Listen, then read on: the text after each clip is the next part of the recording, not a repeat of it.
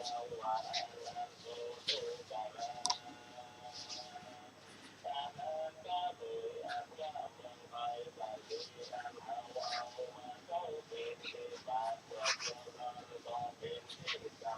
ค่นั้นหรอ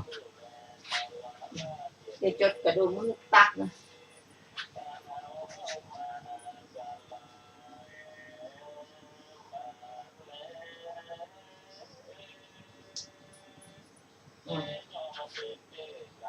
แม่จดหรือเปล่าไหนล่ะกระดูกน่ะ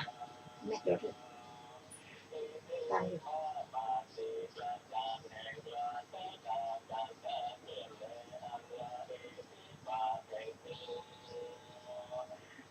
อ้าว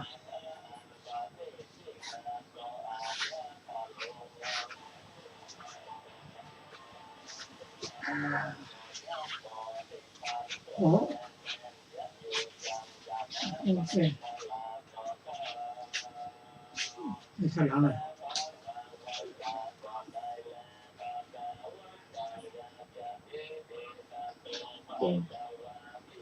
เดี๋ยวน่ะถอดมาละ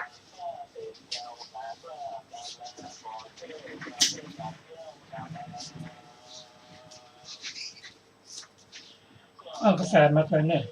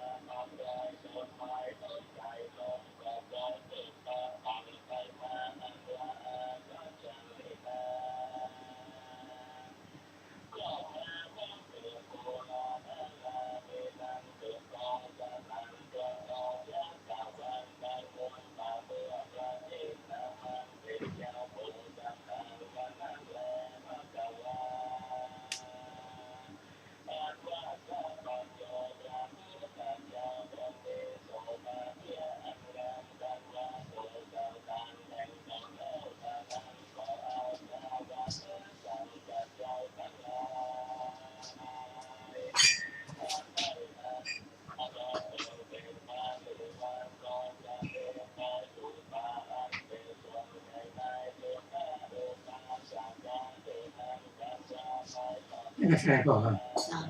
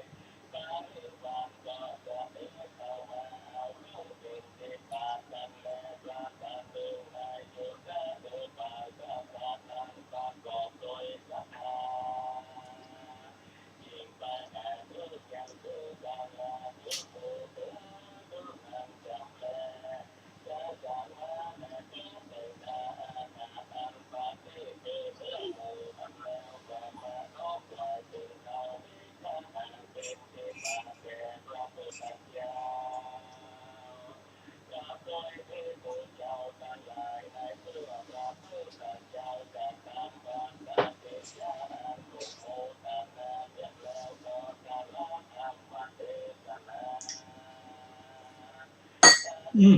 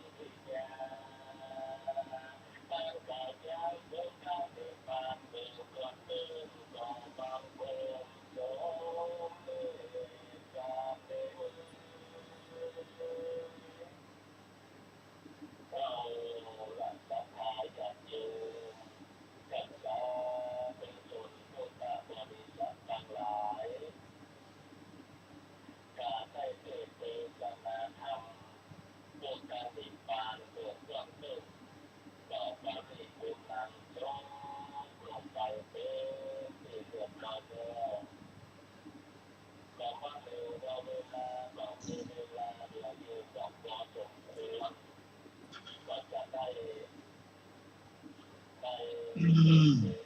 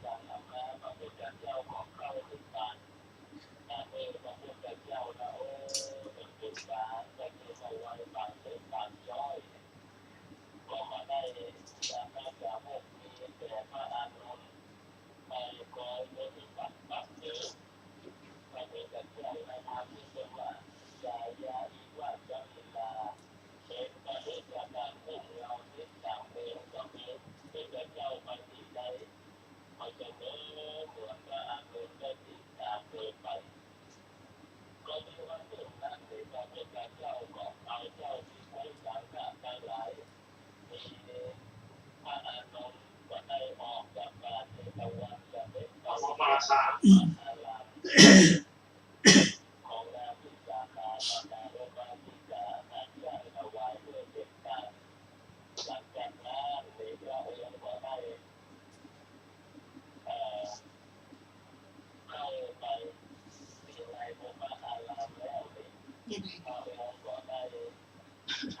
วิทยุคนประยุทธ์อะเดี๋ยวรอสักกันนะ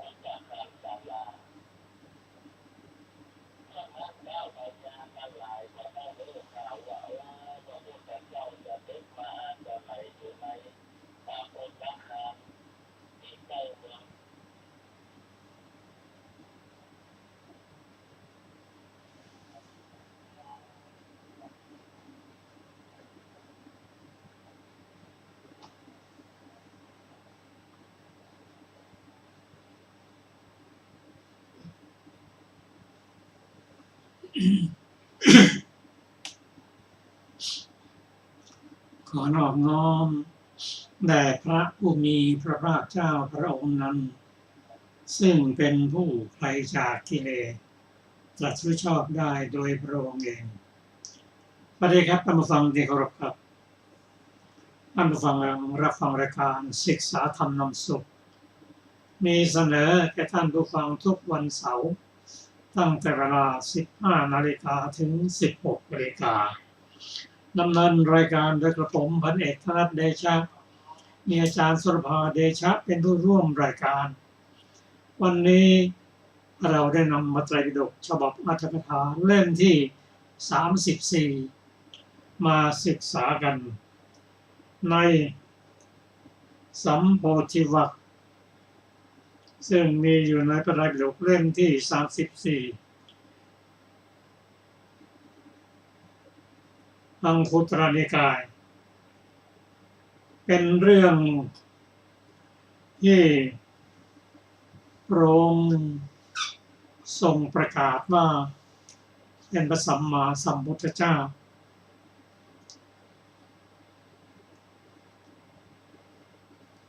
องค์ได้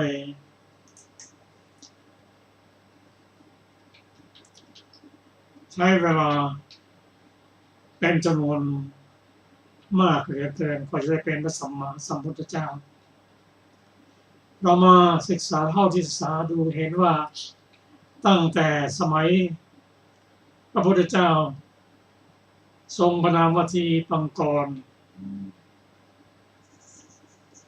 สุเมธดาบทซึ่งบำเพ็ญบารมีมา4 อาสงไขย กับแสนมหากัปนั้น ได้เป็นพระดาบทบิดามารดาร่ำรวยพอท่านมีอายุพอที่จะครอบครองทรัพย์สมบัติหลังที่บิดามารดาเสียชีวิตไปผู้จัดการทรัพย์สินได้เชิญท่านมาแล้วเปิดประตูคลังให้ดูว่าทรัพย์สมบัติทั้งหมดนี้เป็นของปู่ของย่านี่ของคุณพ่อของคุณแม่ผู้มีบุญปรารถนาจะพ้นจากทุกข์ท่านมองเห็นว่าบิดามารดาปู่ย่าตายายเก็บไว้ทำไมทรัพย์สมบัติเนี่ยไม่ได้เอาไปเลยเอาไปไม่ได้ถ้าอย่างนั้นเราจะให้ทรัพย์สมบัตินี้เป็นประโยชน์ท่านก็เอาทรัพย์สมบัตินะแจกจ่ายคนยากคนจนหมดจนสิ้นแล้วก็ออกบวชจนได้อภิญญาครั้งนั้นพระพุทธเจ้าทรงพระนามที่ปังกรจะเสด็จบานผ่านประเทศหนึ่งซึ่งประชาชนช่วยกันทำความสะอาดถากถางสเมธัดบทตื่นจากสมาบัติออกผ่านมาโอ้ประชาชนทำอะไรมากมายเนี่ยพยายามถามมองพระพุทธเจ้าทรงพระนามที่ปังกรจะเสด็จผ่านประเทศนี้ ประเทศนี้ยังไม่เรียบร้อยท่านก็ลงมาช่วยปรับภูมิประเทศเล็กนิดหน่อยยังไม่ทำเลยเวลาเสร็จมาแล้วท่านก็นอนขวางเปลือกตมเพื่อไม่ให้พระพุทธเจ้าต้องเปื้อนกรนตมนั้นพระองค์ได้ผ่านมาถามรู้ชื่อว่าเป็นสเมธัดบทโอ้ตั้งความปรารถนาว่าจะเป็นพระพุทธเจ้าองค์ต่อไป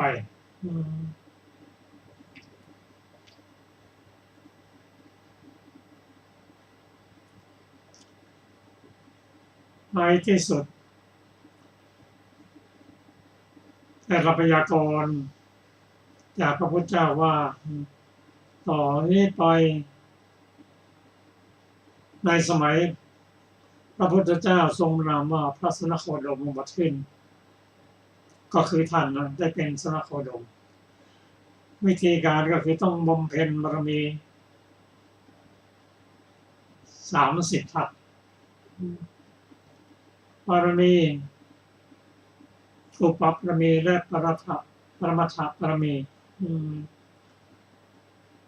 ผ่านพระพุทธเจ้าอีก23 องค์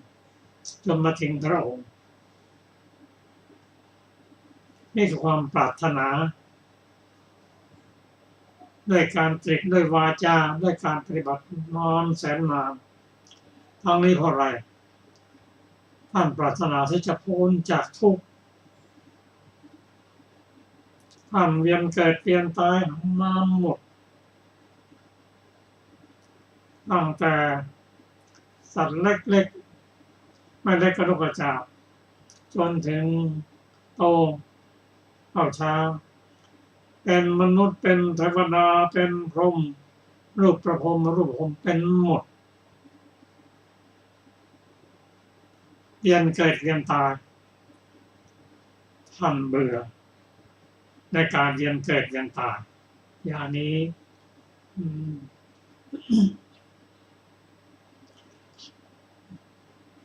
มาถึงสมัยที่พระองค์ได้อุบัติมา ในโลกนี้เป็นเจ้าชายสิทธัตถะอายุ29ออกพิเนศกรมบำเพ็ญทุกกิริยา6 ปีกว่าจะได้เป็นพระสัมมาสัมพุทธเจ้าเมื่อพระองค์เป็นพระสัมมาสัมพุทธเจ้าแล้วพระองค์ได้ใช้หลักวิชาการที่พระองค์ค้นพบเองปฏิบัติเองจนได้เป็นพระสัมมาสัมพุทธเจ้าแล้วนำมาประกาศเผยแผ่เป็นปริยัติของพวกเราที่ต้องศึกษาพระองค์ทรงพระดำริว่าพระองค์ได้บำเพ็ญเพียรจน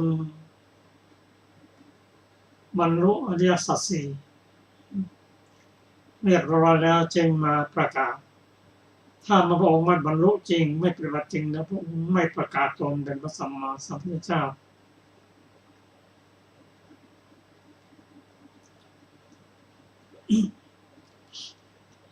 พระองค์ทรงดำริว่าทุกสิ่งทุกอย่างในโลกนี้มีเหตุมีปัจจัยจึงมีผลไม่ได้เกิดขึ้นลอยๆพระองค์พยายามสาวหาเหตุว่าอะไรหนอทำให้พระองค์ต้องติดอยู่ในโลกเสียนาน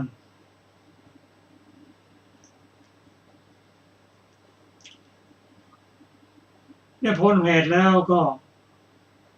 หาเหตุแล้วทำลายเหตุเสีย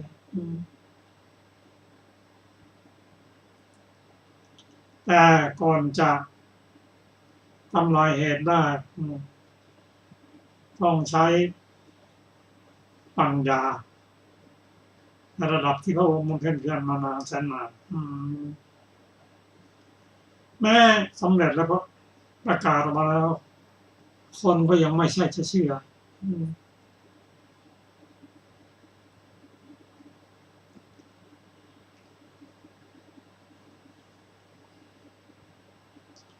แม้สมัยที่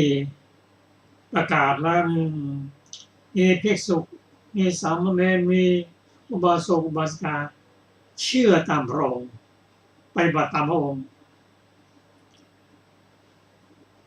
บรรลุธรรมนับไม่ถ้วนแต่ยังมีบุคคลบางคนถึงไม่จะเชื่อนะแต่ยังไม่อยากต้องออกเช่นคฤหบดีท่านหนึ่งได้กราบทูลว่าข้าพระองค์ขอน้อมคำสอนของพระองค์มาปฏิบัติแต่ยังไม่อยากถึงนิพพานอยากอยู่เป็นมนุษย์อยากจะใช้เงินใช้ทองอยู่มีความสุขกับภรรยาและลูกอยู่แล้วไม่ต้องตกนรกโปรดตกนรก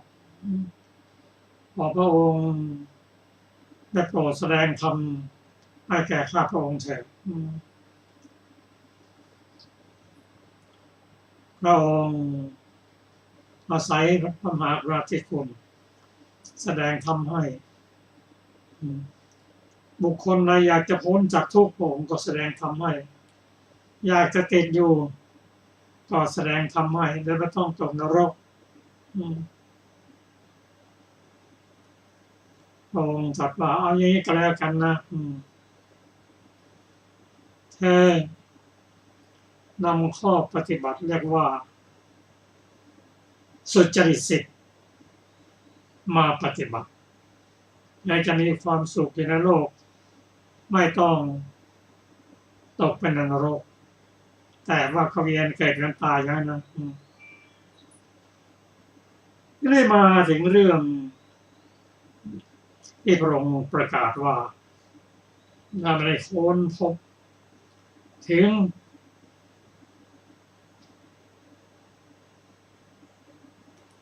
สาเหตุ ที่ทำให้เกิดและสาเหตุที่ทำให้ไม่ต้องเกิด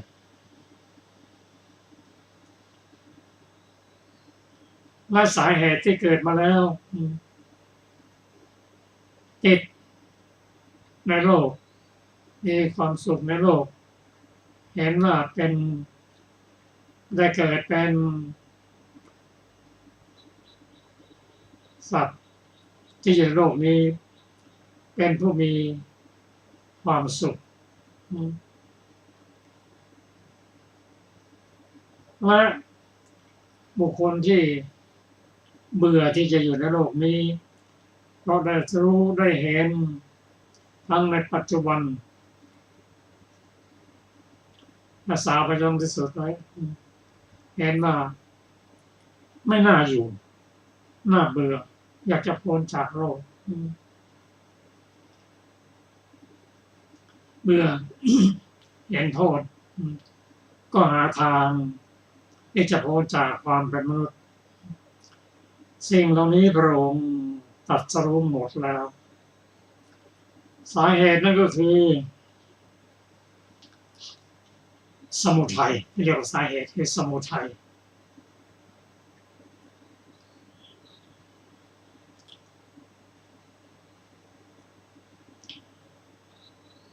สมุทัยยังสิ่งที่ทำให้เกิด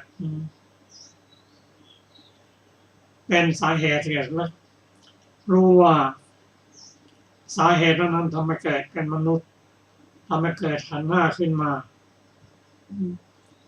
และความดับที่จะไม่ต้องเกิดอย่างนี้อีก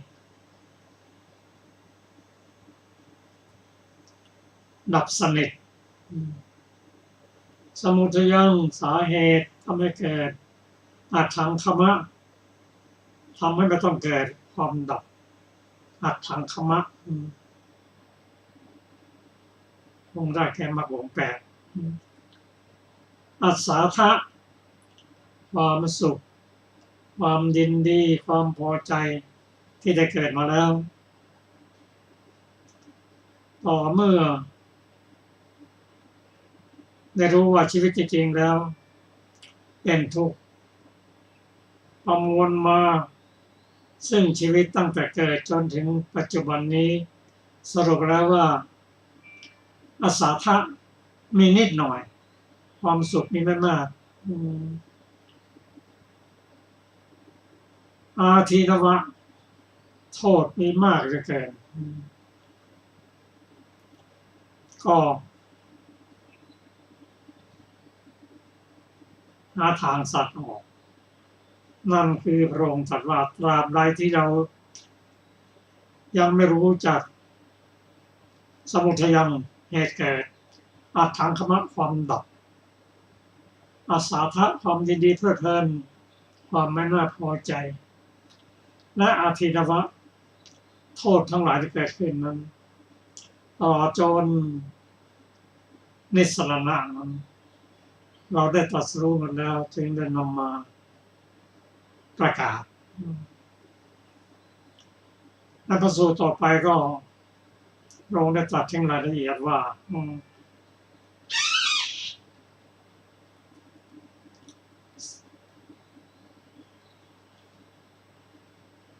เหตุเกิดสมุทัยยังนั้นจริงๆมันก็ได้แก่ตัวโลภะตัวตัณหาอันเริ่มต้นด้วยความได้เริ่มต้นจากการได้เห็นได้ยินได้กลิ่นได้สัมผัส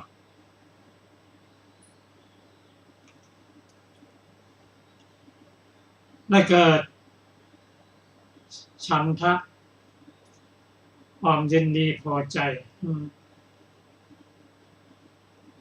ได้เกิดความดีพอใจกันนำมาจำได้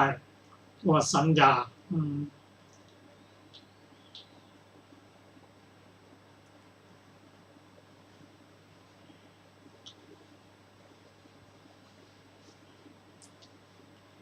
ความจริงเรื่องนี้ก็เป็นเรื่องของ เหตุและผลนั่นเองด้วย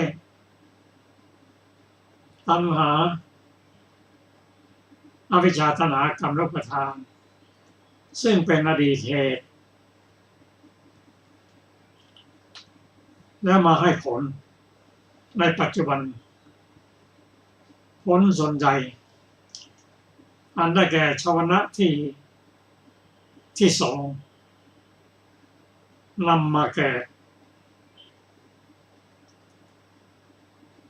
และอีกส่วนหนึ่งที่ไม่ใช่ชนะกรรมก็เป็นการให้ผลด้วยการได้เห็นได้ยินได้กลิ่นได้รสนั่นเองแต่เพราะไม่ทราบพอเห็นผลแล้วก็ไม่เข้าใจ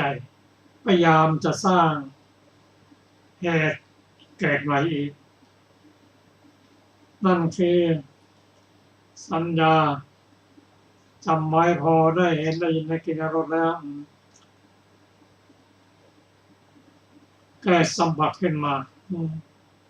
สัมผัสนุ่มนวลมันไม่เกิดขึ้นอีกความจริงตัวที่สัมผัสนั้นทำให้เกิดนั้นได้แก่วัตถุอารมณ์เพราะวิปากวิญญาณพอซึ่งทำหน้าที่เป็นส่วนที่รักษาภพชาติก็อาศัยวัตถุหกอารมณ์หกทำให้เกิดวิญญาณหกสามอย่างนี้ทำให้เกิดผัสสะหกจักขุสัมผัสสะโสตสัมผัสสะฆานะสัมผัสสะชิวหาสัมผัสสะกายสัมผัสสะเป็นต้นให้ผลเป็นภาษาที่ดีบ้างไม่ดีบ้างภาษาที่ดีก็เป็นผลของการกระทำกุศลในชาติก่อนส่วนภาษาที่ไม่ดีนั้นก็เป็นผลของอกุศลที่ทำไว้ในชาติก่อนเป็นผลที่จะต้องยอมรับ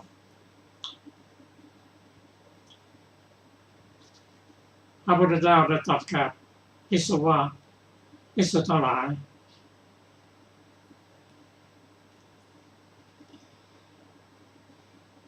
ความสุขอันเป็นผลของกุศลของเธอก็ควรจะรับไว้แต่ไม่ใช่รับกุศลอย่างเดียวนะภาษาที่ไม่ดีก็รับไว้ด้วยแต่เพียงให้รู้ว่าอันนี้เป็นผลของกุศลในกุศลความทุกข์หรือความสุขที่ความปรารถนาของเขาทั้งหมดนะมาปรากฏให้ได้รับในชาตินี้วันจะจบแล้วถ้าเรามีปัญญาไม่ต้องไกลแล้วรู้แล้วให้ผลของความสุขอ๋อนี่เป็นผลของเราในความทุกข์ก็เป็นผลของเราที่ทำไว้ถ้าเรามาสานต่อมันก็เกิดสุขเกิดสุขอย่างนี้ไม่รู้จักจบจักสิ้นอันนี้คือปัญญาที่พระพุทธเจ้าของเราได้ตรัสรู้ไว้หมดแล้วจึงนำมาสั่งสอนยึดแล้วสมชาตินี้นั่นคือรับเวทนาเก่าไม่สร้างเวทนาใหม่ละเมื่อไม่มีเวทนาตัณหาก็ไม่เกิดเมื่อไม่มีตัณหาอันนำให้เกิดทุกข์ไม่มีตัณหาที่ทำให้ยินดีในอารมณ์ไม่มีตัณหาที่ทำให้เบื่อ ไม่มีตัณหาที่ทำให้เกิดความชอบใจมันจะเกิดปัญญาเบื่อเมื่อไม่มีตัณหา ความยึดมั่นในขันธ์ห้าก็ไม่มีอุปทานไม่มีเมื่ออุปทานไม่มีชาติก็ไม่มีการเกิดก็ไม่มีอันนี้คือวิธีการที่พระพุทธองค์ทรงนำมาตรัสสอนว่าทั้งหมดเนี่ยเราได้ตรัสรู้แล้วทั้งเป็นเหตุเกิดความดับความยินดีพอใจความเห็นโทษความเบื่อและหนทางสัตว์ออกนั่นคือมรรคมีองค์8พระสูตรที่เรากำลังศึกษาอยู่นี้ก็เป็นเรื่องการประกาศพระพุทธศาสนาในสมัยโน้นและผู้ประกาศละอย่างนี้1 พุทธันดร 1ก็จะมีพระองค์เดียวเท่านั้นมีพระพุทธเจ้าเท่านั้น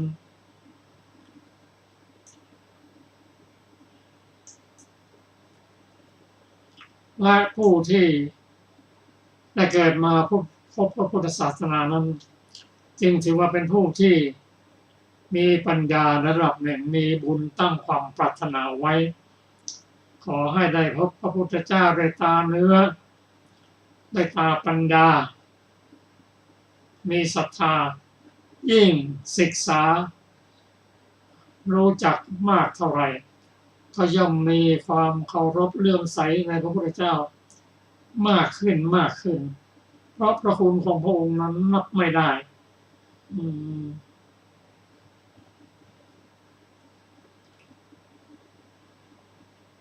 ผู้ที่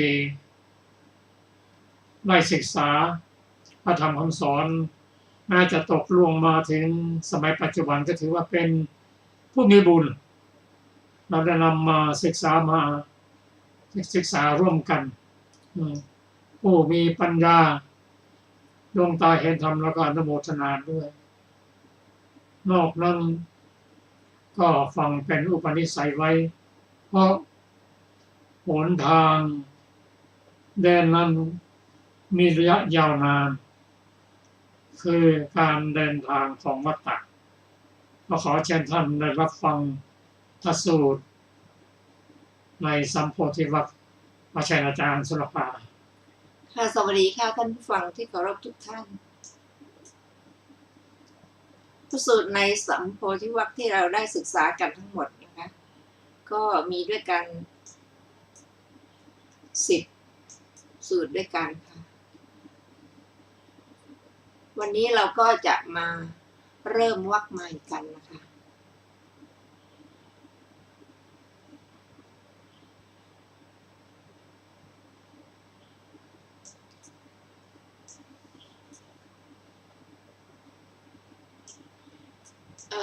พระสูตรในวรรคที่เราผ่านมานะคะก็จะมีทั้งหมด10 สูตรด้วยกันก็ตั้งแต่ปุพพสูตรมนุสสูตรอัสสาทสูตรสมณสูตรโรณสูตรอติตสูตรปฐมกูตสูตรทุติยกูตสูตรปฐมนิทานสูตรทุติยนิทานสูตรและอัตถกถาวันนี้เราก็จะได้มาศึกษาต่อในอาปายิกวรรคที่2สูตรแรกชื่อว่าอาปายิกสูตรว่าด้วยบุคคล3จำพวกที่ต้องไปอบายภูมิ ดูก่อนภิกษุทั้งหลายบุคคล3นี้ไม่ละโทษนี้เป็นคนอบายเป็นคนนรกบุคคล3คือใครคือบุคคลไม่เป็นพรหมจารีแต่ปฏิญาณตนว่าเป็นพรหมจารีหนึ่งบุคคลกำจัดท่านผู้เป็นพรหมจารีผู้บริสุทธิ์ประพฤติพรหมจรรย์หมดจดอยู่ด้วยอพรหมจรรย์อันไม่มีมูลหนึ่งบุคคลผู้พูดอย่างนี้โดยปกติเห็นอย่างนี้โดยปกติว่าโทษในกามทั้งหลายไม่มีจมอยู่ในกามทั้งหลายหนึ่งนี้แลบุคคล3ไม่ละโทษนี้เป็นคนอบายเป็นคนนรกจบอาปายิกสูตรที่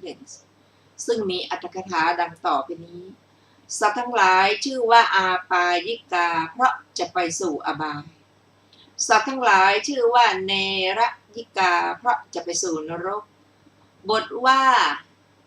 อิทมัปปะหายะนี้ความว่าไม่ละกรรมชั่วทั้งสามมีการปฏิญาณตนว่าเป็นพรหมจารีเป็นต้นนี้บทว่าพรหมจารีปพิญโยปฏิญโยได้แก่ผู้ประพฤติพรหมจรรย์เทียมอีกอย่างหนึ่งได้แก่ผู้มีปฏิญาณอย่างนี้ว่าแม้เราก็เป็นพรหมจารีโดยไม่ละอากับกิริยาของพวกเขา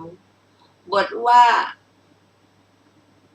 อนุทางเสติความว่าด่าหรือบริพาทได้แก่ติเตียน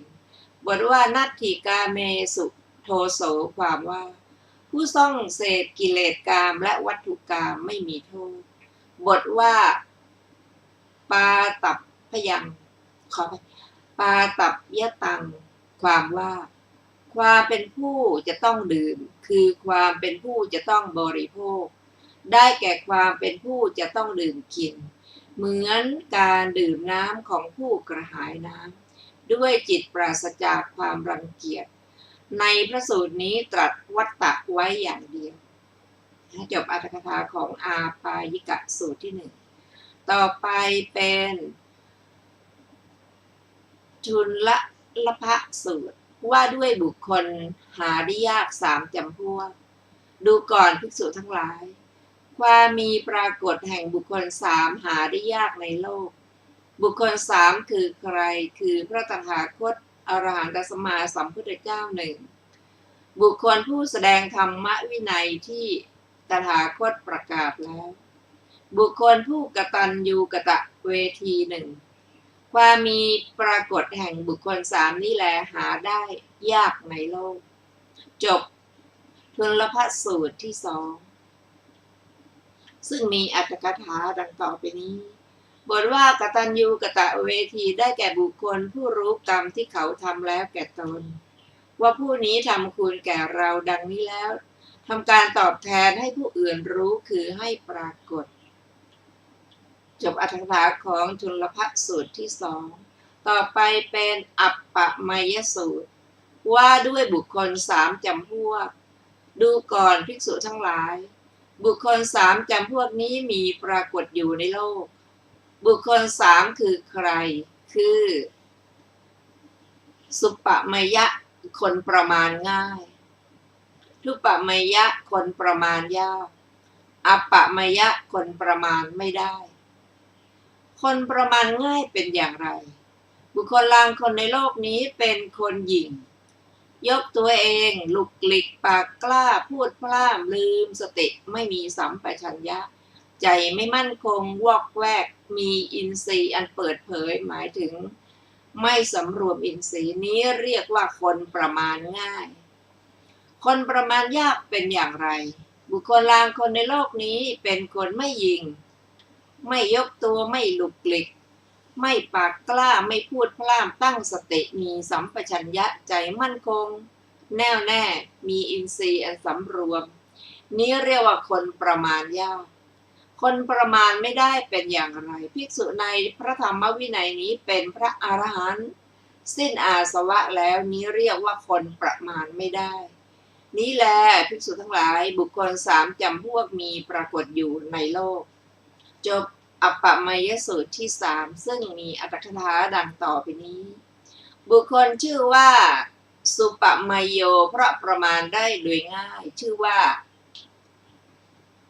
ทุปมยโยเพราะประมาณได้โดยยากชื่อว่าอัปปมยโยเพราะไม่อาจประมาณได้บทว่าอุณณโลได้แก่บุคคลผู้เป็นเหมือนไม้อ้อที่พุ่งขึ้นอธิบายว่ายกมานะที่ว่างเปล่าขึ้นตั้งไว้บทว่าจะปโลได้แก่ผู้ประกอบด้วยความหลุกหลิกมีการตกแต่งบาทเป็นต้นบทว่ามุขโรได้แก่คนปากจัดบทว่าวิกินนะวาโจได้แก่คนผู้ไม่สำรวมถ้อยคำบทว่าอสมาหิโตได้แก่ผู้ไม่มีจิตเป็นสมาธิบทว่าวิพันตจิตโตได้แก่ผู้มีจิตเปลี่ยวเปรียบเหมือนแม่โคและเนื้อป่าตัวตื่นเตลิด บทว่าปากะตินชริโยได้แก่ผู้มีอินทรีย์อันเปิดเผยบทที่เหลือในพระสูตรนี้ง่ายทั้งนั้นแลชนี้แลจบอรรถกถาของอัปปมยสูตรที่3ต่อไปเป็นอาเนนชะสูตรว่าด้วยบุคคลผู้เจริญอรูปฌาน3 จำพวกดูก่อนภิกษุทั้งหลายบุคคล3 จำพวกนี้ปรากฏอยู่ในโลกบุคคล3คือใครคือบุคคลลางคนในโลกนี้เพราะล่วงรูปสัญญาคือความกำหนดในรูปธรรมอันเป็นอารมณ์แห่งรูปฌานหมดดับปฏิฆาสัญญาความกำหนดในปฏิฆะหมดไม่ทำในใจซึ่งนามตสัญญาความกำหนดมีอาการต่างๆกันหมดถืออากาศเป็นอารมณ์บริกรรมว่าอนันโตอากาโสอากาศหาที่สุดไม่ได้เข้าอากาสานัญจายตนะฌานอยู่บุคคลนั้นติดใจยินดีปลื้มใจด้วยฌานนั้นยับยั้งอยู่ในฌานนั้นปักใจในฌานนั้นน้อมใจอยู่ด้วยฌานนั้นมากด้วยฌานนั้นอยู่ไม่เสื่อมจากฌานนั้นจนกระทำกาลกิริยาย่อมไปเกิดอยู่ร่วมกับเทวดาเหล่าอากาสานัญจายตนะภิกษุทั้งหลาย20,000 กับเป็นประมาณอายุของเทวดาเหล่าอากาสานัญจายตนะคือบุคคลผู้สำเร็จฌานนั้นที่เป็นปุถุชนอยู่จนตลอดกำหนดอายุในเทวโลกชั้นนั้นแล้วจุติจากเทวโลกนั้นไปนรกก็ได้ไปกำเนิดดิรัจฉานก็ได้ไปกำเนิดเปรตก็ได้ส่วนบุคคลผู้สำเร็จฌานนั้นที่เป็นสาวกของพระผู้มีพระภาคเจ้าอยู่ตลอดกำหนดอายุในเทวโลกฉะนั้นแล้วย่อมปรินิพพานในภพนั้นนั่นเองนี่เป็นความพิเศษแปลกแตกต่างแห่งอริยสาวกผู้ได้สดับกับปุถุชนผู้ไม่ได้สดับเฉพาะในเมื่อคติอุปัฏมีอยู่คือยังต้องเวียนเกิดอยู่อีกข้อหนึ่งบุคคลลางคนในโลกนี้ล่วงอากาสายนัญจายตนะหมดคือถือวิญญาณเป็นอารมณ์บริกรรมว่าอนันตังวิญญาณังวิญญาณหาที่สุดไม่ได้เข้าวิญญาณัญจายตนะฌานอยู่บุคคลนั้นติดใจยินดีปลื้มใจด้วยฌานนั้นยับยั้งอยู่ในฌานนั้นปักใจในฌานนั้น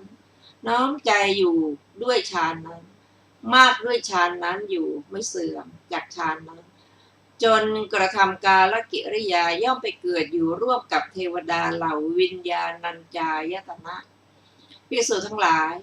40,000 กับเป็นประมาณอายุของเทวดาเหล่าวิญญาณัญจายตนะบุคคลผู้สำเร็จฌานนั้นที่เป็นปุถุชนอยู่ตลอดกำหนดอายุในเทวโลกฉะนั้นแล้ว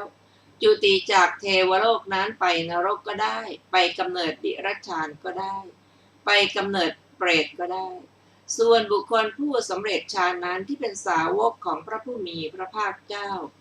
อยู่ตลอดกำหนดอายุในเทวโลกฉะนั้นแล้วย่อมปรินิพพานในภพนั้นนั่นเอง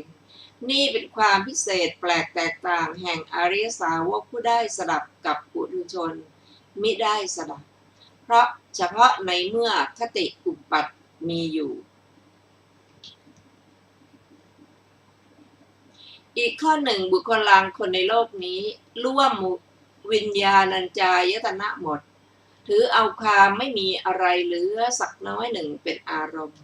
บริกรรมว่านัตถิกินจิไม่มีอะไรอะไรเข้าอากินจัญญายตนะฌาน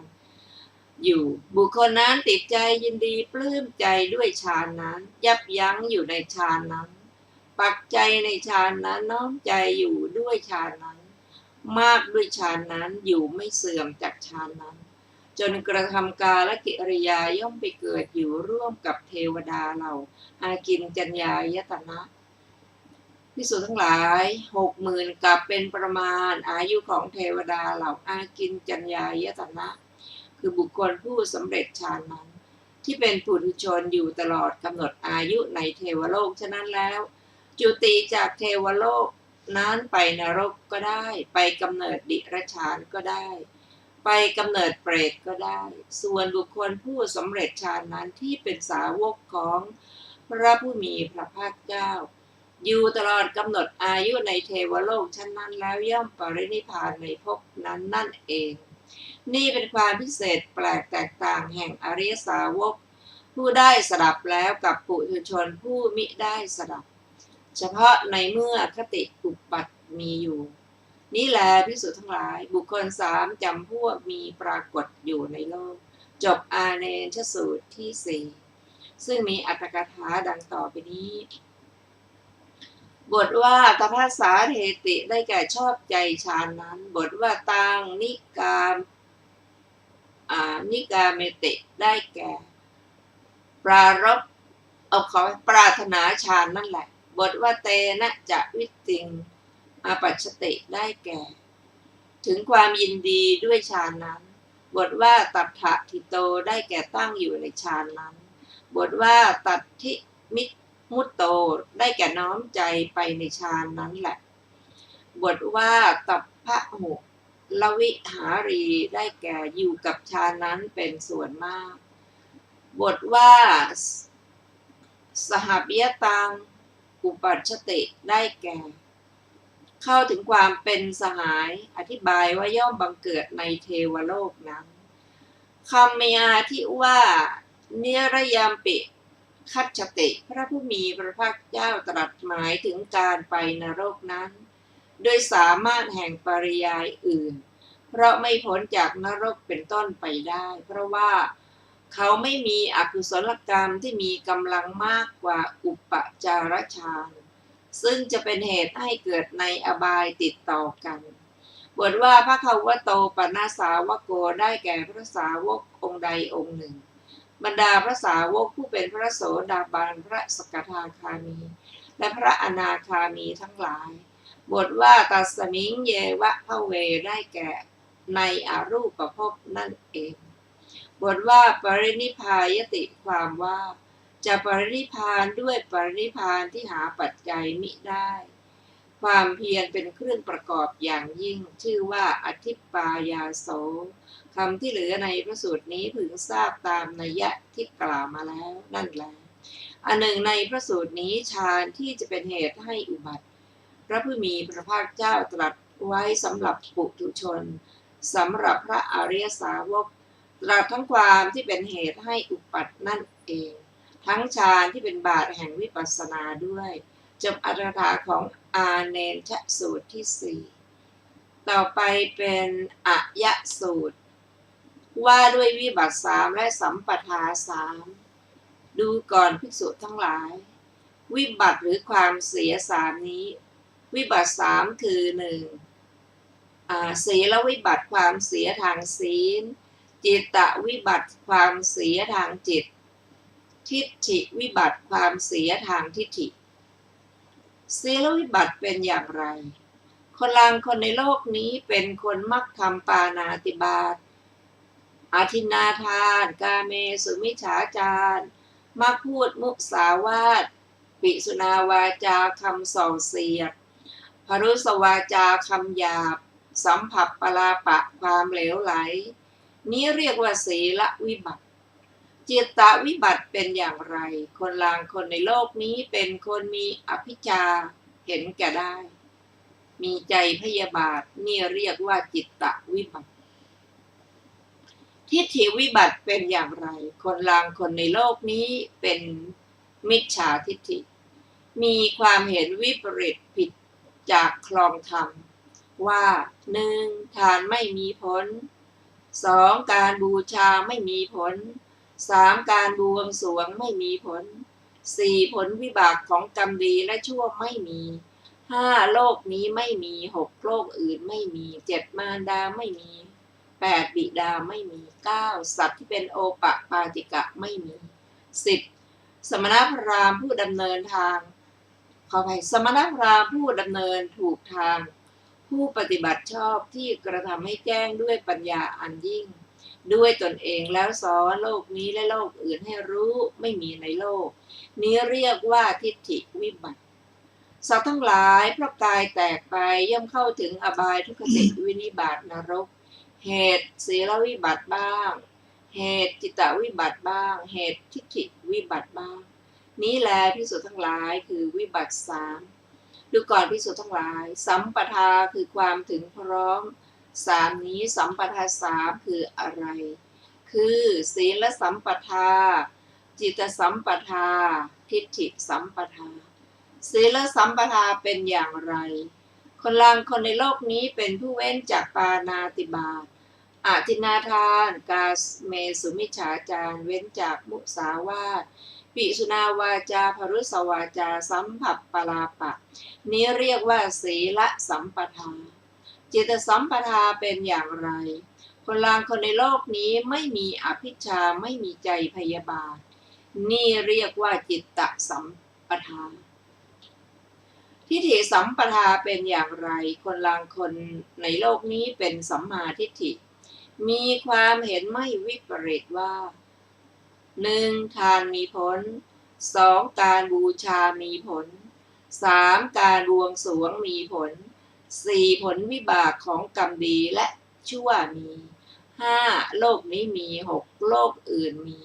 7. มารดามี 8. บิดามี 9. สัตว์ที่เป็นโอปปาติกะมี 10. สมณพราหมณ์ผู้ดำเนินถูกทางผู้ปฏิบัติชอบที่กระทำให้แจ้งด้วยปัญญาอันยิ่งด้วยตนเองแล้วสอนโลกนี้และโลกอื่นให้รู้มีอยู่ในโลกนี่เรียกว่าทิฏฐิสัมปทาสัตว์ทั้งหลายเพราะกายแตกตายไปย่อมเข้าถึงสุคติโลกสวรรค์เหตุศีลสัมปทาบ้างเหตุจิตตสัมปทาบ้างเหตุทิฏฐิสัมปทาบ้างนี่แลภิกษุทั้งหลายคือสัมปทาสามจบอายสูตรที่5ต่ออรรถกถาของอายสูตรมีวินิจฉัยดังต่อไปนี้บทว่าศีลวิปัตติได้แก่อาการที่ศีลวิบัติแม้ในบทที่เหลือก็มีนัยยะนี้แหละด้วยบทว่านัตถิทินางพระผู้มีพระภาคเจ้าตรัสหมายเอาความที่ทานที่ให้แล้วไม่มีผลการบูชาใหญ่เรียกว่ายิทธะลาภสักการะที่เพียงพอทรงประสงค์เอาว่าหุตตะมิจฉาทิฏฐิบุคคลห้ามยิทธะและหุตตะทั้งสองนั้นว่าไม่มีผลเลยบทว่าสุกตะทุกกตานังได้แก่บาปที่ทำดีและทำชั่วอธิบายว่าได้แก่กุศลกรรมและอกุศลกรรมด้วยบทว่าพลังวิปากโกมิจฉาทิฏฐิบุคคลกล่าวสิ่งที่เรียกว่าผลหรือวิบากว่าไม่มีบทว่านัตถิอายังโลโกความว่าโลกนี้ไม่มีสำหรับผู้ที่ตั้งอยู่ในโลกหน้าบทว่านัตถิปโรโลโกได้แก่โลกหน้าไม่มีแม้สำหรับผู้ตั้งอยู่ในโลกนี้มิจฉาทิฏฐิบุคคลแสดงว่าสัตว์ทั้งหมดตายแล้วย่อมขาดศูนย์ในโลกนั้นนั่นเองด้วยบทว่านัตถิมาตานัตถิปิตามิจฉาทิฏฐิบุคคลกล่าวโดยสามารถแห่งการปฏิบัติชอบและการปฏิบัติผิดในมารดาบิดาเหล่านั้นว่าไม่มีผลบทว่านัตถิสัตตาโอปปาติกาความว่าขึ้นชื่อว่าสัตว์ที่จะจุติแล้วเกิดไม่มีความบริบูรณ์ชื่อว่าสัมปทาความที่ศีลบริบูรณ์ไม่บกพร่องชื่อว่าศีลสัมปทาแม้ในบททั้งสองที่เหลือก็มีนัยยะนี้เหมือนกัน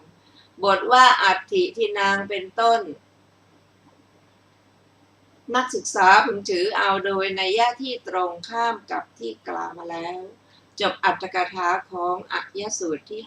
5ต่อไปเป็นอปันนกสูตรว่าด้วยวิบัติ3และสัมปทา3ดูก่อนภิกษุทั้งหลายวิบัติ3นี้วิบัติ3คืออะไรคือศีลวิบัติจิตตวิบัติและทิฏฐิวิบัติศีลวิบัติเป็นอย่างไรคนในโลกนี้เป็นผู้มักทำปาณาติบาตอื่นๆจนถึงสัมผัสปลาปะนี้เรียกว่าศีลวิบัติจิตตวิบัติเป็นอย่างไรคนในโลกนี้เป็นผู้มีอภิชฌามีใจพยาบาทนี้เรียกว่าจิตตวิบัติทิฏฐิวิบัติเป็นอย่างไรคนในโลกนี้เป็นมิจฉาทิฏฐิมีความเห็นวิปริตว่า 1. ทานไม่มีผลและอื่นๆสอนโลกนี้และโลกอื่นให้รู้ไม่มีในโลกนี้เรียกว่าทิฏฐิวิบัติสัตว์ทั้งหลายเพราะกายแตกตายไปย่อมเข้าถึงอบายทุกติวินิบาตนรกเหตุศีลวิบัติบ้างเหตุจิตตวิบัติบ้างเหตุทิฏฐิวิบัติบ้างเปรียบเหมือนลูกบาศก์ซัดขึ้นแล้วย่อมกลับมาตั้งอยู่โดยที่ใดๆก็กลับมาตั้งอยู่อย่างดีฉันใดสัตว์ทั้งหลายเพราะกายแตกไปและอื่นๆจนถึงเหตุทิฏฐิวิบัติบ้างฉะนั้นเหมือนกันนี่แหละภิกษุทั้งหลายคือวิบัติ3ดูก่อนภิกษุทั้งหลายสัมปทา3นี้สัมปทา3คืออะไรบ้างคือศีลสัมปทาจิตตสัมปทาทิฏฐิสัมปทาศีลสัมปทาเป็นอย่างไรคนในโลกนี้เป็นผู้เว้นจากปาณาติบาตจนถึงสัมผัสปราปะนี้เรียกว่าศีลสัมปทาจิตตสัมปทาเป็นอย่างไรคนในโลกนี้เป็นผู้ไม่มีอภิชฌาไม่มีใจพยาบาทนี่เรียกว่าจิตตสัมปทาทิฏฐิสัมปทาเป็นอย่างไรคนในโลกนี้เป็นสัมมาทิฏฐิมีความเห็นไม่วิปริตว่า1ทานมีผลจนถึงสอนโลกนี้และโลกอื่นให้รู้มีอยู่ในโลกนี่เรียกว่าทิฏฐิสัมปทาสัตว์ทั้งหลายเพราะกายแตกตายไปย่อมเข้าถึงสุคติโลกสวรรค์เหตุศีลสัมปทาบ้างเหตุจิตสัมปทาบ้างเหตุทิฏฐิสัมปทาบ้างเปรียบเหมือนลูกบาศก์ซัดขึ้นแล้วย่อมกลับมาตั้งอยู่โดยที่ใดๆก็กลับมาตั้งอยู่อย่างดีฉันใดสัตว์ทั้งหลายเพราะกายแตกตายไปและอื่นๆจนถึงเหตุทิฏฐิสัมปทาบ้างฉะนั้นเหมือนกันแลนี่แลภิกษุทั้งหลายสัมปทา3จบอาปันนกะสูตรที่6ซึ่งมีอรรถกถาดังต่อไปนี้บทว่าอปันนโกมณิได้แก่ลูกบาศก์คือลูกสกาอันประกอบด้วยเหลี่ยม6เหลี่ยมบทว่าสุขติงสักคังได้แก่โลกคือสวรรค์บรรดาสวรรค์6ชั้นมีชั้นจาตุมหาราชิกาเป็นต้นอย่างใดอย่างหนึ่งในพระสูตรนี้ตรัสธรรมทั้ง2ประการคือศีลและสัมมาทิฏฐิคลุกเคล้ากันไปจบอรรถกถาของอปันนกะสูตรที่6ท่านผู้ฟังที่เคารพค่ะวันนี้รายการศึกษาธรรมนำสุขก็ได้หมดเวลาลงแล้วขอบพระคุณทุกท่านที่ได้ร่วมศึกษาด้วยกันเราจะมาพบกันใหม่ในวันศุกร์หน้าเวลา 14 นาฬิกาเป็นต้นไปวันนี้ขอมีความสุขสวัสดีเจริญในธรรมยิ่งๆค่ะสวัสดี